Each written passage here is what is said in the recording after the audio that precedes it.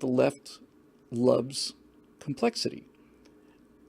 And I certainly knew that was true. But what Mike pointed out that I hadn't given some thought to was that the reason they like complexity is because the more complex something is, the more easy it is to deceive somebody. And when I heard that, I thought, okay, that's obviously true.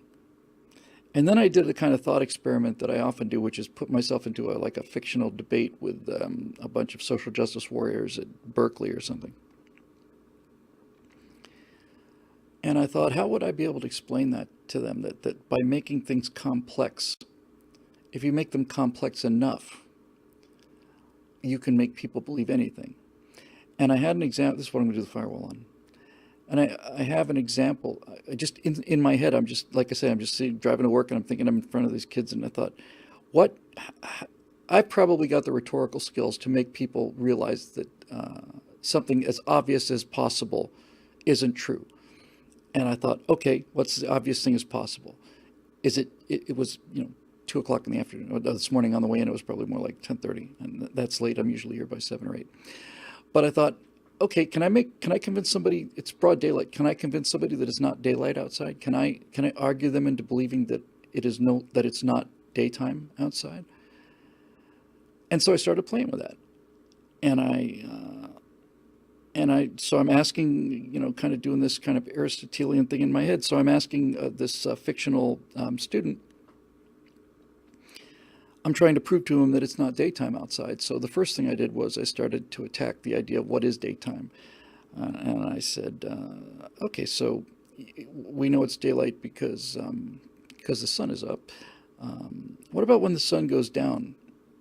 When the sun is down, it's still plenty of light out. You don't as much light practically as there was just a second before when the sun was up.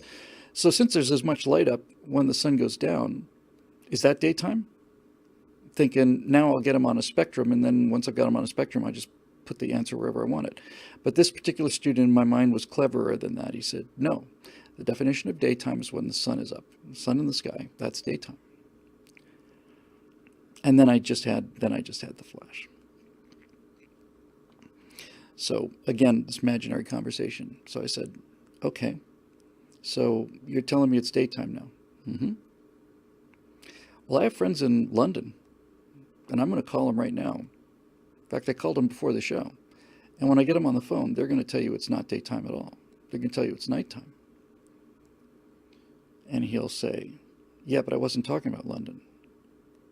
I said, I didn't ask you whether it was daytime in Los Angeles. I asked you if it was daytime, and you said yes. And it's clearly not daytime in London. You automatically used your privilege to determine that when daytime was mentioned, it would be your daytime, American daytime, rich, white, American daytime. When in point of fact, Africa's in complete darkness right now. I suppose those people don't care, huh? I mean, they not care, I guess they just don't count. So if daytime is only when you say it's daytime, then what about the half of the planet that's currently at nighttime? Is it daytime for them too, just because you say it's daytime? And what gives you the right to say it's daytime? What makes your perspective here in Los Angeles, in Berkeley, so privileged that the fact that half of the planet is in darkness and you have the audacity to say it's daytime outside right now? It's clearly not. It's clearly not. If you want to be fair about it, you could, if you really, I mean, it's still a chauvinistic thing, but if you wanted to be fair about it, you'd look at the earth and figure out where the most people are. And when most of the people on earth were in daytime, at that moment, wherever you happen to be, you might be able to make a claim that that's daytime, but there are oppressed people all over the world. They don't have a chance to weigh in on this issue. So you saying it's daytime is a chauvinistic, individualized truth for you, but it's not true for everybody else. It's not the truth at all. It's just your personal opinion about something. And furthermore, if you think about it, since the sun is shining at the earth all the time, it's never really daytime or nighttime. It's just the earth is moving relative to this thing. There's no more reality to daytime than there is to nighttime. The sun is still shining. Their shadow is still there. It's just the earth is rotating around. And especially you're clearly unaware of the amount of privilege that you're building into the statement when you say that it's daytime outside. I think you really ought to check your privilege, and I really ought to think you ought to give us some serious thought to what kind of a person you are.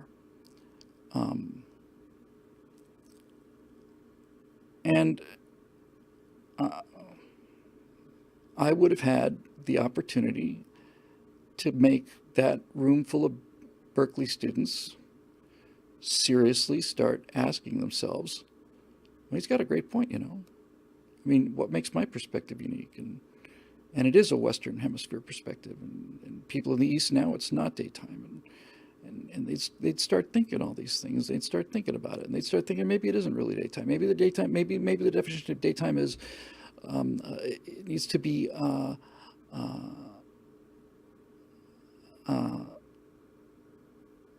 really looked at from a relativistic sense. And then I'd have people questioning whether or not it was daytime outside, when of course it's freaking daytime. Any idiot can look out the window and see it's daytime. What's so hard about this? Is it daytime? Yes, of course it is. Well, it's not daytime somewhere else. Well, I'm not somewhere else. You're asking me if it's daytime. I'm here. I'm telling you it is. It's daytime. For me, it's here. You're asking me? You didn't say, is it daytime everywhere in the world? Or you asked me, it's daytime. For me, where I am right now, it's daytime. Of course it's daytime. So it's like, if you complicate things enough, you can make people believe anything. I remember somebody was during the Rodney King trial. It was somebody said that a good lawyer can make you believe that an elephant can hang over a cliff with his tail tied to a daisy. And I thought, that's it. If you take something obvious and smash it up into so many pieces and then argue each one of the pieces, you can connect things that just aren't true. And the sleight of hand is when you make an assumption, somewhere in that chain of taking something and smashing it down into pieces, somewhere in there you're putting in that thing that is just fundamentally not true. But then you're running with it, and since the situation is so complex, the person listening to it is not aware of where you went, where you tricked him.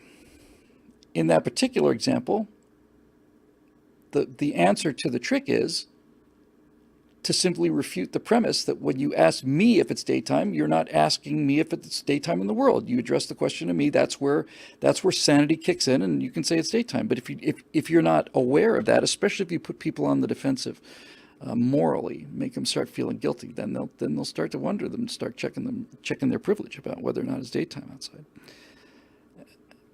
It's so much easier to make things complicated than it is to make them simple. Simple is genius. Any idiot can make things complicated.